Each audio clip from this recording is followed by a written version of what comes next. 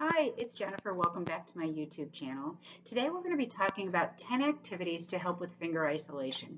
Finger isolation is really important for pointing, for counting, and by age 1 they should be able to do one finger, two for two fingers, and so on and so forth. It's a very important developmental skill and we really want to promote it. So I have quick activities that you can find at home that will help strengthen this dexterity. So the first one is I took an egg carton and I poked a hole in it with a pen, and I put some cotton balls in there and some pom poms. Pom poms are a little bit easier. So we're just going to have the kids push them through. Simple, easy. The cotton balls are a little more challenging, and the size of the hole makes a difference. So super simple activity. Push. If you want to have the kids help you put them in there, even better for their dexterity and finger strength. But now we're just working on finger isolation. My next activity, I took a old container that had from a to-go container that had dressing in it, and I made a slit in the top with a knife, and I put a dime in there. So I just want them to push it. So a quarter, if you have them put them in, they're working on finger strength. Ooh, it's a little bit hard. And if you put it in first and then just have them push, they're working on the finger isolation. Make sense? Absolutely. Next one, finger puppets. I love these, and I happen to have these. These are from Christmas. So we can play finger songs. I have a bear. We can talk about the different bears. We could put them on different hands so they talk. Oops, sorry. So that they talk to each other. So I like the idea that we can use finger puppets for creative play as well as finger isolation. So my next object is books. We all love books, and this is just the little engine that could.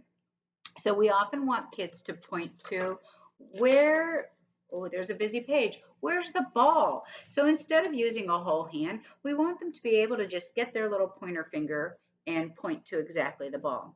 So I happen to have this soccer ball pull from a drawer. Don't ask. Anyway, I'm going to have them hold it in their hand so that they can isolate that one finger. So it has to be big enough for your child's hand so that he has to use all of his fingers to hang on, but not so big that he is not able or she is not able to hold on to it. So an object in the hand for finger pointing for books is great practice. All right. My next one is a Band-Aid. Kids love Band-Aids. I happen to have this from the dollar store, and this pack came with 3 different colors. So we're just going to put the Band-Aid on the finger that we want them to isolate. How old are you? 1, so that they can see the color of the Band-Aid. If we want to do a Where is Thumbkin song, we could maybe put different color Band-Aids on their fingers. So when their fingers are behind their back, we can have them pull it out and they can get the recognition that it's green. And maybe you have the same green one or the same green one on the other hand so that they can see what finger they're working on for isolation. And by the way, I love the Where is Thumbkin song. All right, the next one is standard Play-Doh. We love Play-Doh for poking, right? We can poke our finger in it to make very cool holes. We can make a volcano. If they need even more isolation or a smaller area to work on, if they have itty bitty fingers, and this whole piece might be too big, they're going to get more than one finger in there, we can go back to holding the object in our hand and work on just that finger isolation. There you go. And it's always fun to have things on your finger. All right. Another idea. Don't throw away those marker caps. Those marker caps are a great size for our kids' fingers, right? So you can use marker caps, or you could use those witches' fingers that you find at Halloween, or you could use rigatoni noodles, all to put on their fingers. I have some other toys that are big enough to put on their fingers. I have so many things at the table, I don't know what's what. And these are from a pegboard. So you can put them on your finger just like this, and you can put them on your finger like this. And here's another pegboard. I have lots of different ones. This one's too big for my finger, but it would fit on your little guy's fingers. There's another peg. So we can put things on our fingers to help with that finger isolation. Okay. Toys that have holes in them are great for poking. Kids are very interested in putting their things in. Kids put their fingers in noses. So holes are perfect for that. So this is an old school pop-up pal, and a lot of them, like this second one here, works on finger isolation because it's really just one finger that we can get. But I really like this one on the end, the old school phone that you can dial and get just one finger in there and some strength to turn it around. So I'm sure that you can find some toys at your house that have these kind of holes in them to work on finger isolation. All right. Another idea that I love that I do with my granddaughter, I have different bottles here that are spray bottles. This is like a little room air freshener, and she can pump it. So just one finger gets on there and you pump. Or here is a perfume bottle and we pump.